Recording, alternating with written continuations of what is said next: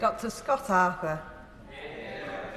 Thank you, Madam Deputy Speaker. And I have to say, it's been a real privilege to share this session with so many maiden speeches this afternoon. It's something I didn't expect. And I know the member for Ribble Valley is not in her place just now, but I'm sure her father would have been really proud of her, and her husband. And I have to say that I have a fantastic charity in my constituency called Dad's Rock, which supports dads, gives them confidence. And it sounds like her husband is a dad which does rock, which has been good. The other thing that's been remarkable about this session is that Margaret Thatcher has been invoked quite a few times. Quite unusual for me for her name to be mentioned so many times when I'm around. But I'm sure my colleague from Glenrothes and Mid Fife will agree with me that I grew up in Fife during the 1980s, but the impact that she had there is still felt today.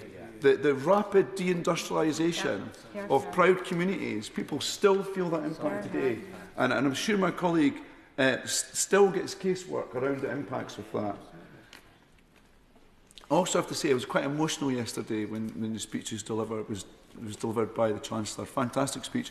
I was a little bit hoarse today. There was all that emotion yesterday during the speech, I have to say. But this is the budget our country needs. And I have to say the IMF agrees, which is absolutely incredible. That was great news to wake up to this morning. If you're a Labour MP, I expect colleagues from other parties were less happy with those comments.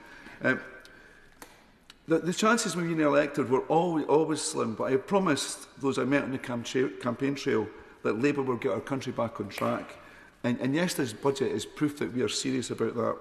You've spent the weeks since the election cleaning up the mess which was left by others, but the budget sets down the foundation for what we want to do next. It's a transformative budget, and I can't believe we're achieving so much in our first budget, but it is only the start. It's the start of a real change for our country. This budget will work for both the working people who call Edinburgh South West their home, but also the young and retired people who deserve well-funded public services. The measures that we set out yesterday are a reset, establishing the tone for the remainder of this Parliament and the coming decade, not just 5 years. Gone are the irresponsible commitments without plans for follow-through that we've been dealing with since the election, and now the grown-ups, it feels, are now running the country. We have a budget that provides stability to encourage growth and investment in our nation's infrastructure and our public services. After reading through the details of the budget, it was clear that when Anna Sarwar, my colleague, said, "Read my lips, no more austerity under Labour," he meant it, and the Chancellor has delivered it. The budget will deliver for the people of Scotland with a record-breaking £47.7 billion for the Scottish Government's budget in 25-26. This has the potential to be entirely life-changing, not just for my constituents, but for people right across Scotland. The Chancellor yesterday proved that when Labour wins, Scotland wins, with the measures announced resulting in more investment per head of population in Scotland than in the rest of the UK. The Scotland Office is now equipped with a budget so it can go on trade missions around the world, selling brand Scotland, bringing new investment and custom to countless Scottish businesses. And, Mr Speaker, 200,000 of the lowest paid Scots will also feel the benefit in their pay slips. And we will close the age banding on the living wage, something that I think has always been unacceptable. The budget has protected the working Scots and has laid the foundation for a new era of investment and growth in Scotland, raising money from those with the broadest shoulders. With all this in mind, Madam Deputy Speaker, I find it rather embarrassing that members from the SNP are talking with a straight face about this being an austerity budget. It's almost like they wrote their speech before they heard the budget. It's quite curious. I can only guess others have commented that none of them are here today. I can only guess they're busy rewriting their lines and thinking how they're going to respond to this. But I do think a lot of people in Scotland would find it unacceptable that none of those members from the SNP are here today to engage in this debate.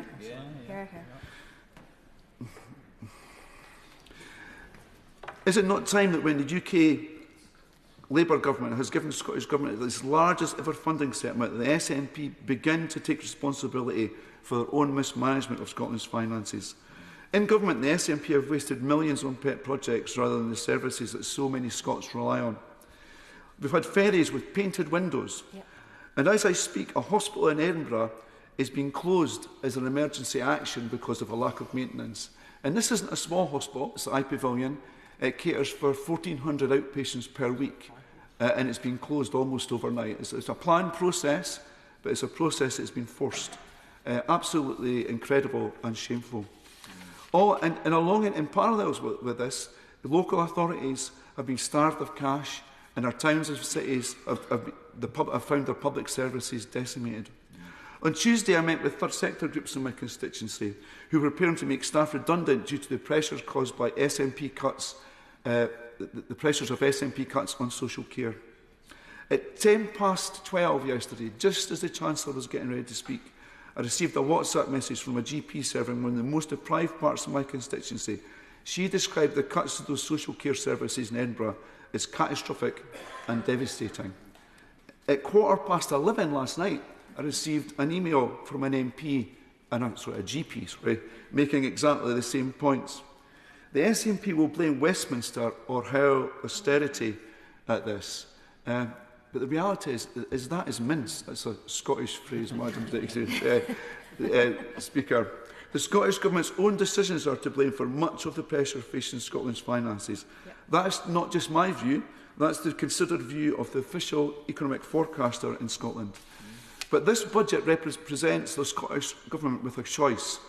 It can use the record funding to own its own problems, the problems that it created, and get our public services back on track, including those social care services I talked about. The only alternative to this is handing over power to Anna Sarwar in Scotland, because more Goddo can't be an option, but I really do fear that's what we're going to get. And if the SNP are not up for that challenge, then the Scottish Government is ready to step in. My constituents more than most know the impact of the SNP's cuts and mismanagement, with Edinburgh being the worst funded local authority in Scotland. So Scotland's capital is Scotland's worst funded local authority. It's high time that with this additional funding, the Scottish Government do the right thing and stop starving our council for the resources it needs. Councillor Camady, Edinburgh's council leader, made that demand yesterday. And let's hope that funding could be a lifeline to those social care providers. In 2026, Scottish voters will have an opportunity to elect a Scottish Labour government that will work hand in hand with this UK Labour government to continue to deliver for the people of Scotland. However, until then, it will be us Scottish Labour MPs on this bench with me today and others, and our colleagues at Holyrood and in council chambers who will hold the Scottish Government to account on what they choose to spend this additional funding on. After all, it's the case that the Scottish Government hasn't just needed more cash, it's needed to get better at spending it, and I think that's something we all agree on. And to conclude, Madam Deputy Speaker, we saw yesterday that what a Labour Chancellor can do to turn around the lives of working people, even in the face of a shocking legacy handed us by the Conservatives. This Government has given the Scottish Government all the financial tools they need to succeed. Just imagine how truly transformative it would be if we had a Scottish Labour Finance Secretary working in partnership with a Labour Chancellor here in London. And that is our goal. Thank you, Madam Leader. Linger.